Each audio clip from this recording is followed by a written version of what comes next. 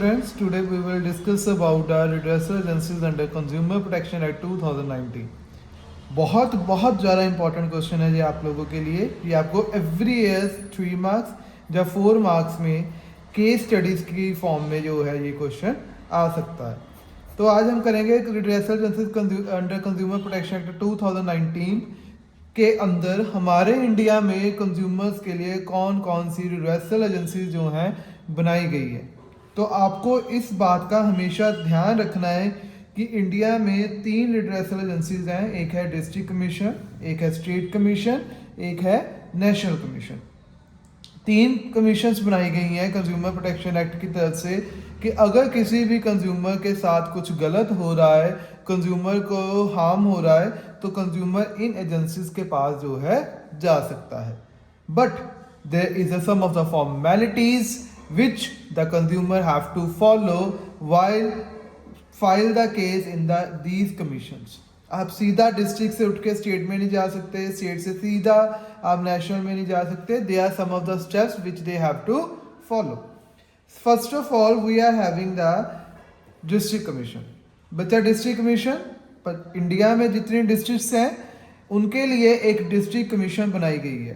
पहले क्या होता था कि डिस्ट्रिक्ट कमीशन में 0 से लेके 20 लाख तक के केस को जो है फाइल किया जाता था।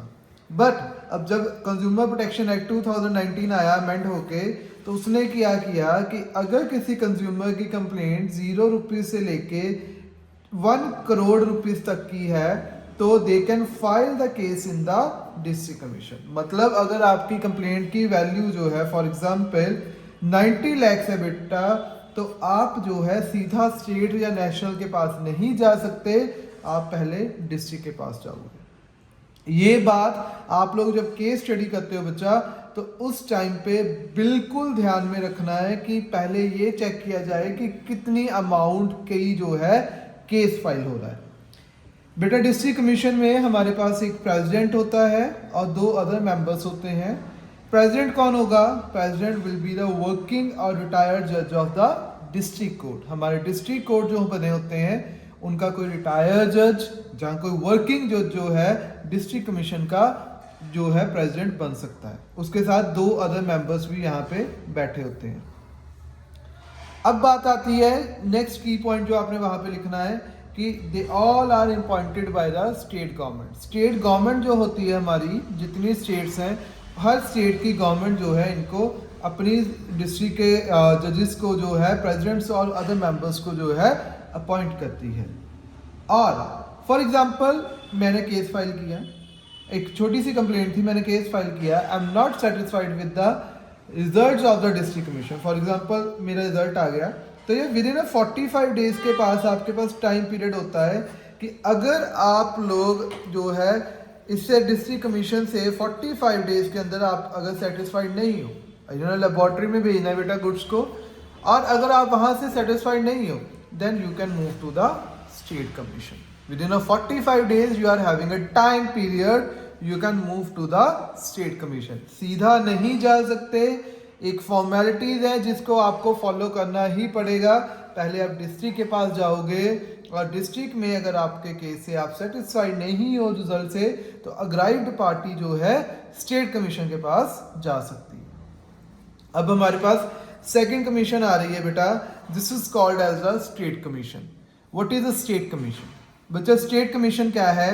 अगर आपके केस की कंप्लेंट जो है 1 करोड़ से लेके 10 करोड़ तक की है, तो आप जो है स्टेट कमीशन के पास जा सकते हो। फॉर एग्जांपल 1 करोड़ 1 करोड़ 1 लाख, मतलब 1 करोड़ से 1 रुपये भी ऊपर हो गया तो आप सीधा स्टेट के पास जाओगे, you will not go to the district commission. State commission में भी बेटा सेम है, एक प्रेसिडेंट होता है और 2 अदर मेंबर्स होते हैं।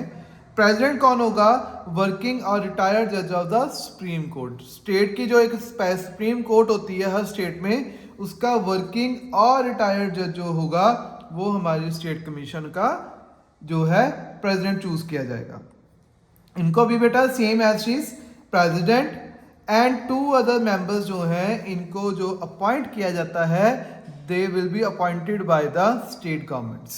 ओके, और स्टेट कमीशन अपना जो रिजल्ट है बच्चा विद इन 30 डेज आपको रिजल्ट दे देती है। और अगर आप अपनी 30 डेज के अंदर you are not satisfied with the results of the state commission, then you can move to the national commission। ठीक है, और यहाँ पे सुप्रीम कोर्ट नहीं बेटा, यहाँ पे हाई कोर्ट आएगा, sorry there will be a high court, right, state का हाई कोर्ट में जाएगा।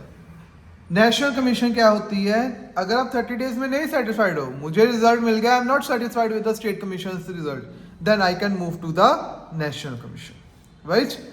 नेशनल कमीशन क्या होती है, नेशनल कमीशन जो है उसमें अगर आपके केस की कंप्लेंट 10 से लेके ज़्यादा है, 10 करोड़ से अबव की है, 10 करोड़ या 10 करोड़ से ज़्यादा की कंप्लेंट है, then you can move to the national commission, right. National commission में मोर देन 10 करोड़ की बेटा कंप्लेंट होती है। इसमें एक प्रेसिडेंट होता है और उसके साथ 4 अदर मेंबर्स। देखो यहाँ पे 2 अदर मेंबर्स, बट यहाँ पे 4 अदर मेंबर्स हैं। आपको ये बात बिल्कुल ध्यान में रखनी ही रखनी है। इसमें से जो आपके 4 मेंबर्स हैं, फॉर एग्जांपल 4 मेंबर्स बनाए गए, उनमें से एक वुमेन जो है, एटलीस्ट 1 वुमेन शुड बी, एक वुमेन जो होनी है, कंपल्सरी है कि एक वुमेन आपका मेंबर होना ही चाहिए, और they all are appointed by the central government, right.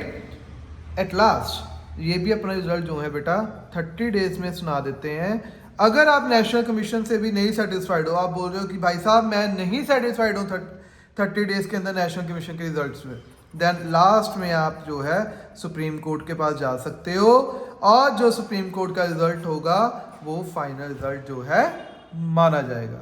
Then वो जो है हमारा लास्ट जो होता है, लास्ट इंडिया में सुप्रीम कोर्ट के रिजल्ट को सबसे फाइनल रिजल्ट जो है माना जाता है। सो फॉर द 3 और 4 मार्क्स आपको ये क्वेश्चन जो है बिल्कुल अच्छे से रट लो बेटा, ये आना ही आना है इस पेपरों में। 3 और 4 मार्क्स में हर साल इसकी केस स्टडी होती है, जिसमें आपको ये पूछा जाएगा कि एक आपको बेटा केस स्टडी दी होती है और पूछा जाएगा किस डिस्ट्रिक्ट, स्टेट या नेशनल, कहाँ पे कौन सी एजेंसी में जाए। बेटा वहाँ पे एजेंसीज वर्ड भी लिखा आ सकता है, आपको कमीशंस वर्ड भी लिखा आ सकता है। तो एक बार रिकॉल कर लेते हैं, हमारे पास 3 है, डिस्ट्रिक्ट, स्टेट और नेशनल। आप इसको ऐसे भी कर सकते हो बेटा, DSN, आप इसकी शॉर्ट फॉर्म ले सकते हो DSN, district, state, national. District में 0 से 1 करोड़ की कंप्लेंट, एक प्रेसिडेंट, 2 अदर मेंबर्स, रिटायर्ड और वर्किंग जज ऑफ द डिस्ट्रिक्ट और will be president and appointed by the state government. 45 days result time period है इसका। देन स्टेट कमीशन, 1 से लेकर 10 करोड़ की complaint, president and 2 other members, working और रिटायर्ड जज of high court appointed by state government, and within 30 days ये आपका result जो है सुना देंगे।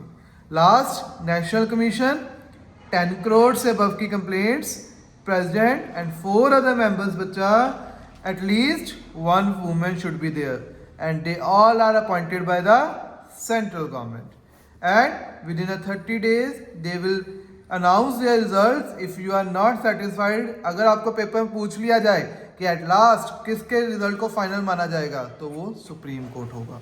तो होप सो आपको समझ आ गया होगा बेटा। इस क्वेश्चन को अच्छे से रट लीजिए।